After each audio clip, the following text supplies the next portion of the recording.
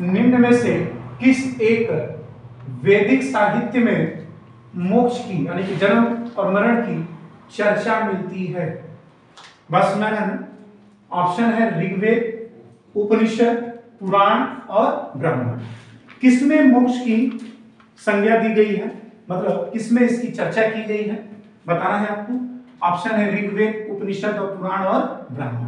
तो आपको बताना किसमें मिला है, उपनिषद। किसमें मिला है, उपनिषद।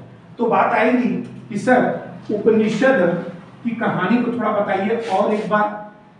आइए उपनिषद के बारे में कुछ जानकारी और कुछ फैक्ट बताते हैं आपको। बात सुना रहे हैं, कुछ फैक्ट उपनिषद के बारे में देखते हैं। उपनिषद को वेदांत कहा जाता है। उपनिषद को क्या कहा जाता है, वेदांत। याद रखेंगे, उपनिषद को क्या कहा जाता है भैया, वेदांत कहा जाता है। क्या कहा जाता है, वेदांत कहा जाता है। क्या कहा जाएगा, वेदांत। क्लियर है। अगर आपसे पूछेगा कि उपनिषद की संख्या कितनी है, तो 108। याद रखेंगे, उपनिषद की संख्या कितनी है, तो आप कह दीजिएगा सर 108 इसकी संख्या है। क्या है, 108। क्लियर है। फिर अगर आपसे पूछेगा कि सर उपनिषद का अर्थ क्या होता है, तो आप कहेंगे गुरु के समीप बैठकर शिक्षा लेना। याद रखेंगे, इसका अर्थ होता है गुरु के समीप। किसके समीप, गुरु के, याद रखेंगे, समीप बैठकर, याद रखेंगे, बैठकर क्या लेना, शिक्षा ग्रहण करना। क्या ग्रहण करना, शिक्षा ग्रहण करना। ये क्या है, तो आप बता दीजिएगा उपनिषद का अर्थ है। क्लियर है। उसके बाद याद रखना है, अगर आपसे पूछे ये किस पर आधारित है, तो हिंदू दर्शन पर आधारित है। किस पर आधारित है, तो आप कह दीजिएगा हिंदू दर्शन पर। किस दर्शन पर भैया, तो आप कह दीजिएगा हिंदू दर्शन पर। याद रखेंगे क्या है, आधारित है। हिंदू दर्शन पर क्या है भैया, आधारित है। क्लियर है। पहला हमने क्या कहा, इसे वेदांत कहा जाता है। अगर आपसे पूछेगा इसकी संख्या कितनी है, तो 108 है। अगर आपसे पूछेगा इसका अर्थ क्या होता है, हिंदी में आ जाता है कभी कि उपनिषद का अर्थ क्या है, तो आप बता दीजिएगा गुरु के समीप बैठकर शिक्षा लेना।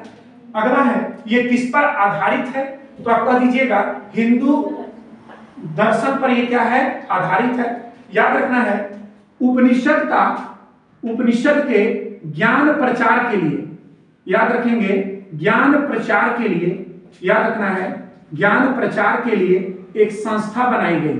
क्या बनाई गई, संस्था, और जिसका नाम याद रखिएगा तत्वबोधिनी। क्या नाम था, तत्वबोधिनी सभा। याद रखेंगे, कौन सी सभा, तत्वबोधिनी सभा। और इसके संस्थापक बने, याद रखेंगे, कौन, देवेंद्रनाथ टैगोर। कौन बने, देवेंद्रनाथ टैगोर। बात सुना रहा ना, कौन बने, तो आप कह दीजिएगा देवेंद्रनाथ टैगोर बने। क्लियर है सबको ना।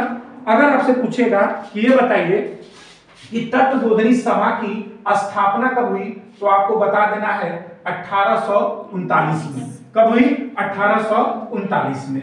क्लियर है सबको यहाँ तक। आइए एक क्वेश्चन आपसे पूछा जाएगा जिसका नाम आप सब सुने होंगे, याद रखना है, जिसका नाम है मुंडकोप उपनिषद। नाम सुने हैं, मुंडकोप उपनिषद। नाम सुने होंगे सब लोग। क्या नाम है, मुंडकोप उपनिषद का नाम सुने होंगे। बात सुना है, जिसका अर्थ होता है सत्यमेव जयते। याद रखेंगे, इसमें उल्लेख मिलता है किसका, सत्यमेव जयते। क्या उल्लेख मिलता है, सत्यमेव जयते। बात सुना है। और याद रखेंगे एक उल्लेख और मिलता है, यज्ञ की टूटी फूटी नौका।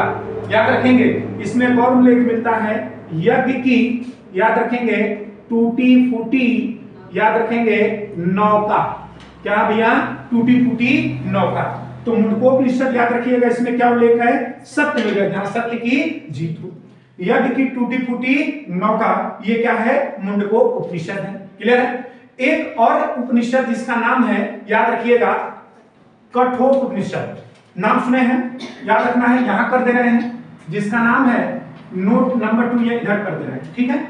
आइए नोट नंबर 2 जिसका नाम है कठोपनिषद। क्या नाम है, कठोपनिषद। तो क्या बता सकते हैं कि कठोपनिषद में किसका उल्लेख मिलता है, कठोपनिषद में किसका उल्लेख मिलता है, बताइए। मुंडकोप में सत्यमेव जयते और यज्ञ की टूटी फूटी नौका कहा गया है, लेकिन अगर आपसे पूछे इसमें किसका उल्लेख मिलता है तो आपको बता देना है यम नचिकेता संवाद का। याद रखेंगे किसका? यम नचिकेता संवाद का याद रखेंगे क्या मिलता है? उल्लेख मिलता है। बोलिए क्लियर है? तो याद रखना है वैदिक साहित्य में मोक्ष की चर्चा कहां मिलती है? उपनिषद। पुराण कितने हैं?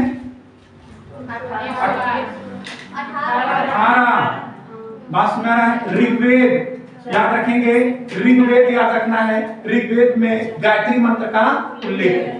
बात सुना रहा है? और सबसे प्राचीन वेद कौन सा है? तो सबसे प्राचीन वेद अगर बात करेंगे तो कौन सा होगा? ऋग्वेद। ठीक है, तो याद रखना है किस एक वैदिक साहित्य में मोक्ष की चर्चा मिलती है?